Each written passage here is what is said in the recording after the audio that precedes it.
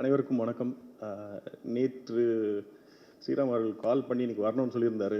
எனக்கு இங்கே வந்து என்ன சொல்கிறது, என்ன பேசுறதுன்னு தெரியல. பெரியவர்கள்லாம் இருக்காங்க. இது வரைக்கும் சொல்லாத எதையும் நான் புதுசாக சொல்ல போகிறதில்ல. அவர் ஒரு பெரிய கடல் மாதிரியானவர்.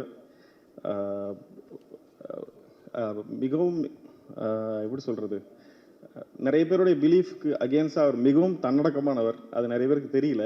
அவர் வந்து இல்லை, இது ஏன் சொல்கிறேன்னா, நாங்கள் ஒரு தடவை பேசிக்கிட்டு இருக்கும்பொழுது ஒரு வெஸ்டர்ன் மியூசிக் பீஸ் பற்றி ஒரு பேசிகிட்டு இருந்தோம்.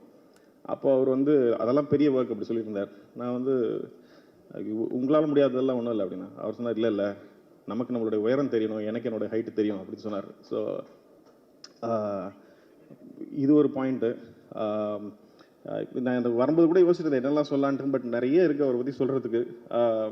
வெற்றி சொன்னது மாதிரி தான், நான் ரொம்ப தயங்கி தான் அவர்கிட்ட ஒர்க் பண்ண போனேன். அவர் வந்து ஏன் இவ்வளோ தயங்குறீங்க? இல்லை, ஜென்ரலாகவே நாங்கள் பிறந்ததுலேருந்து உங்கள் மியூசிக் கேட்டு வளர்ந்துருக்கேன் அப்படின்னு சொன்னதுக்கு அவர் சொன்னார், இங்கே வந்தீங்கன்னா நீங்கள் டைரக்டர், ஒரு டைரக்டர் என்ன கேட்குறாரோ அது கொடுக்குறதா என்னுடைய ஒர்க்கு, அதனால் நீங்கள் என்ன வேணால் கேளுங்கன்னாரு.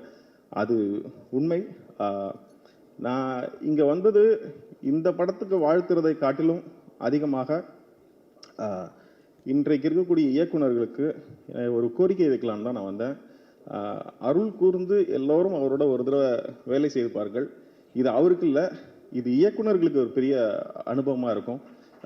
ஏன்னா இப்படி ஒரு டெக்னீஷியன் வந்து இருந்தாருன்னு நாளைக்கு யார்கிட்ட சொன்னால் நம்ப கூட மாட்டாங்க. உங்களுக்கு அவரோட ஒர்க் பண்ணி பார்த்தா தான் அந்த அனுபவம் புரியும். எனக்கு அந்த அனுபவம் கிடைச்சதுனால சொல்கிறேன்.